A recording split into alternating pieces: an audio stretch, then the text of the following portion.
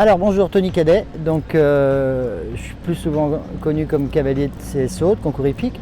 Bon, la grande majorité des gens savent maintenant que l'hiver je vais travailler en Floride, donc je peux côtoyer tous les jours, on va dire, les épreuves de hunter et m'inspirer de ce qu'ils ont besoin, de ce qu'ils recherchent, et pour leur en fournir des chevaux français aux États-Unis.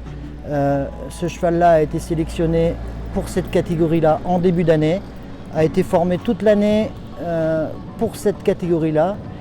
Il est d'ailleurs déjà vendu à des clients américains. Donc l'objectif c'était que je continue cette formation sur circuit français jusqu'à la finale et après il va prendre l'avion pour rejoindre les États-Unis. Alors c'est un fils de cornette qui est né en Bretagne, de là d'où je viens, voilà, de la Bretagne. C'est un cheval qui a rien fait à 4 ans, qui est arrivé très tard en fin d'année de 4 ans.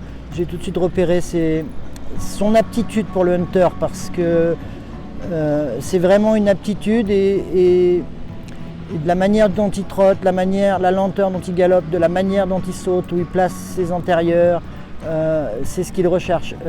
Donc il faut vraiment nous Français, on recherche qu'on s'imprègne de cette équitation hunter parce que le débouché, il n'y a qu'un client. Donc le hunter style, on doit s'approcher et rechercher ce que le client veut. Et donc j'essaye ça. L'année dernière, j'avais formé Goubet d'Arvor pour faire cette même catégorie. Il a été d'ailleurs champion des 5 ans également l'année dernière. Et là, cette année, il vient d'être vendu par son cavalier qui le monte cette année à des clients américains également. Donc on peut former, on peut éduquer. Il faut éduquer les gens à ce que cherchent les Américains pour cette discipline. Et on peut former nos chevaux français parce qu'ils ont vraiment des bonnes têtes pour cette discipline du hunter. Il a toujours été comme ça, c'est-à-dire que vous le laissez là, il ne va pas bouger. Et la première recherche d'un client américain, c'est zéro risque. C'est zéro risque.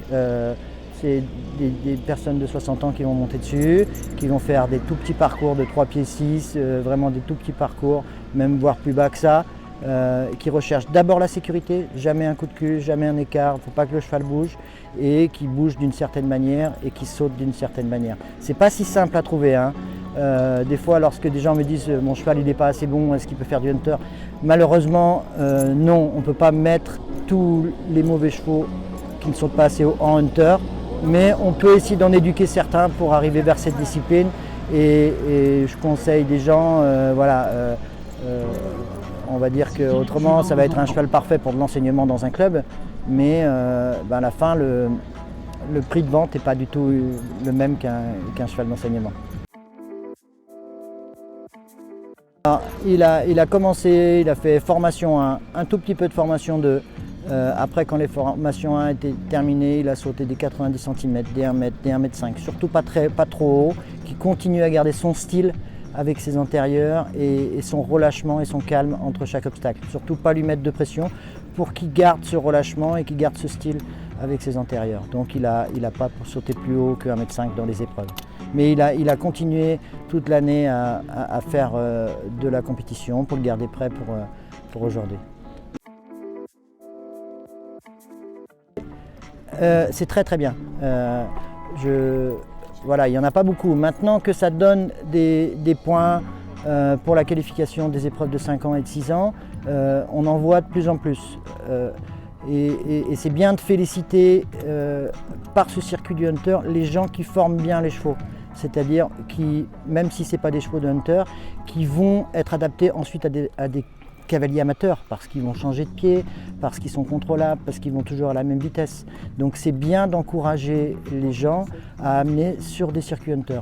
Maintenant, il faut que les juges vraiment indiquent un tout petit peu plus, félicitent lorsqu'ils font bien leur travail et indiquent un tout petit peu plus en mettant peut-être par exemple un label hunter. On peut donner une prime parce que les cavaliers travaillent bien et font bien leur métier et peut-être une petite étoile en disant vous avez un cheval de hunter, un petit label hunter, allez vous engager à la grande semaine de Fontainebleau. Parce que j'ai vu des très bons chevaux de hunter, par exemple, dans le hunter de Saint-Lô, et qui malheureusement ne sont pas là. Alors que là, il y a des clients américains qui regardent, on en a plusieurs, on en a derrière nous, derrière vous. Et il y a une équitation, il y a une recherche pour ce bon cheval de hunter.